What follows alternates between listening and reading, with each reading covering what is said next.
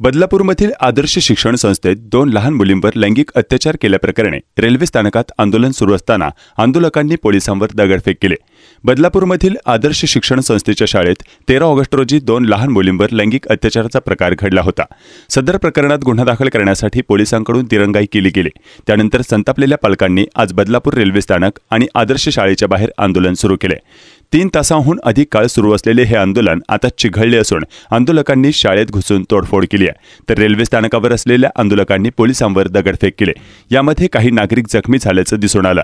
3 तासांहून अधिक काळ मध्य रेल्वे सेवा ठप्प झाल्यामुळे हतबल झालेल्या पोलिसांनी आंदोलकांना रेल्वे ट्रॅकवरून बाजूला करण्यासाठी बळाचा वापर करण्याची भाषा केली। तसेच आंदोलकांच्या दिशेने मार्च करायला सुरुवात केली होती। पोलिसांना आपल्या दिशेने येताना पाहून आंदोलक खवळले आणि त्यांनी ट्रॅकवरील दगड उचलून पोलिसांच्या दिशेने फेकायला सुरुवात केली। त्यामुळे पोलिसांनी माघार घेत बळाचा वापर न करण्याचा निर्णय घेतला। सध्या संतप्त आंदोलकांना समजविण्याचा प्रयत्न पोलिसांकडून केला जातोय, मात्र महिला आंदोलक आणि इतर आंदोलक आपल्या भूमिकेवर ठाम आहेत। आरोपीला तत्काळ फाशी द्यावी, अन्यथा आमच्या ताब्यात द्यावे अशी मागणी आंदोलक करत आहेत। पोलीस कायदेशीर प्रक्रियेबाबत महिला आंदोलकांची समजूत घालत आहेत, मात्र अद्याप कोणताही तोडगा निघाला नसल्याचं दिसत आहे। दरम्यान काही महिलांनी वृत्तवाहिन्यांशी बोलताना आपला संताप व्यक्त केला। मुख्यमंत्री एकनाथ शिंदे स्वतःला आनंद दिघेंचे चेले म्हणतात, पण आनंद दिघे आज असते तर त्यांनी ताबडतोब न्याय केला असता, अशी प्रतिक्रिया एका महिलेने दिली। दुसरी एक महिला म्हणाली की आज या ठिकाणी आंदोलन सुरू असताना एकही नेता पुढे आला नाही। जर गौतमी पाटीलचा कार्यक्रम असता तर नेते लगेच पुढे आले असते। तसेच अनेक महिलांनी लाडकी बहीण योजनेवरही टीका केली। नेमके प्रकरण काय आहे जाणून घेऊयात। बदलापूर पूर्वेतील आदर्श या नामांकित शैक्षणिक संस्थेत हा प्रकार घडल्याने एकच खळबळ उडाली आहे। शाळेतील छोट्या शिशुवर्गात शिकणाऱ्या 3 वर्षांच्या 2 मुलींवर हा प्रसंग घडला। एका मुलीने आपल्या पाल्यांना शाळेतील दादा नावाने परिचित असलेल्या एका व्यक्तीने आपल्या गुप्तांगाला हात लावल्याची माहिती दिली। त्यानंतर पालकांनी त्या मुलीच्या वर्गातील दुसऱ्या मुलीच्या पालकांना याबाबत कळवले। त्यांना संशय आल्याने त्यांनी आपल्या मुलीला बदलापूर पूर्वेतील एका रुग्णालयात तपासणीसाठी नेले। या तपासणीनंतर रुग्णालयाने त्यांना अत्याचार झाल्याबाबत दुजोरा दिला। त्यानंतर महाराष्ट्र नवनिर्माण सेनेचे पदाधिकारी आणि पालकांनी पोलीस ठाण्यात धाव घेत याबाबत तक्रार दिली। मात्र बदलापूर पूर्व पोलिसांनी गुन्हा दाखल करण्यात मोठा वेळ घेतल्याचा आरोप पालकांनी केला। अखेर या प्रकरणी 16 ऑगस्ट रोजी रात्री 10च्या सुमारास अनोळखी इसमाच्या विरुद्ध गुन्हा दाखल केला। भारतीय न्याय संहिता आणि बालकांचे लैंगिक अपराधांपासून संरक्षण अधिनियमान्वये हा गुन्हा दाखल करण्यात आला। या प्रकरणात शाळेतील विद्यार्थ्यांच्या पालकांमध्ये संतापाचे आणि भीतीचे वातावरण आहे।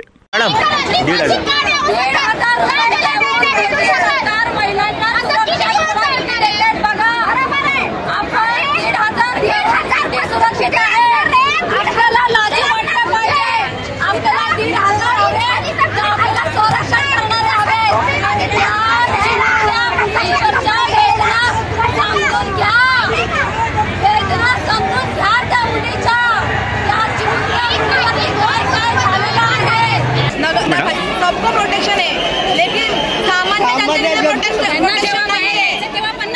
बरोबर। आम्ही सामान्य माणसांनी काय करायचं? स्कूल में छोटे बच्चे के लिए कितने नियम होते हैं? स्कूल पे जल्दी आना, जल्दी नहीं आए तो भेज देते तुरंत बाहर। फिर एक मिनट और अत्याचार हो रहा है तो अभी क्यों नहीं निर्णय ले रहे आप? तिकडे शाळेत थांबला तर तुम्हाला त्रास होईल, आपको ही तकलीफ होगी, लाठीमार होगा, तो इसलिए आप चले जाओ। पुलिस लोग हमें तो 7 दिन से उसे क्यों पोस रहे हो? उसे क्यों पोस रहे हो? उसको चाट पानी पिला रहे हो? ये सही नहीं है। और ये लोग हमें धमकी दे रहे हैं, यहाँ से निकल जाओ नहीं तो तोड़फोड़ होगी, लाठीमार होगा। आरोपी को सुरक्षा दे रहे, आप आरोपी को खाना खिला रहे, और जो पीड़ित लड़की है उसके माँ को उसको पुलिस स्टेशन पे पिटा कर रखा। उनको देखा नहीं है, उनको किसी छोटी बच्ची पुलिस स्टेशन में सो रही है उसको पिटा कर रखा, उसको न्याय नहीं दे रहे। और जो आरोपी है उसको खाना खिला रहे, चाय पिला रहे, प्रशासन है। और अभी पुलिस वाले बोल रहे हैं कि आप क्यों उतर रहे हैं, आप क्यों उतर रहे हैं, लाठीचार्ज होगा। अरे हमारी बेटी भी जा रही है ना, हमारी बेटी छोटी बेबी है, बेटी छोटी बेटी है। सब बच्चों सब स्कूल में छोटे छोटे बच्चे लोग जाते हैं। आज वो लड़की पीड़ित है, वो आदमी को फांसी देना बहुत जरूरी है, उसको फांसी दो।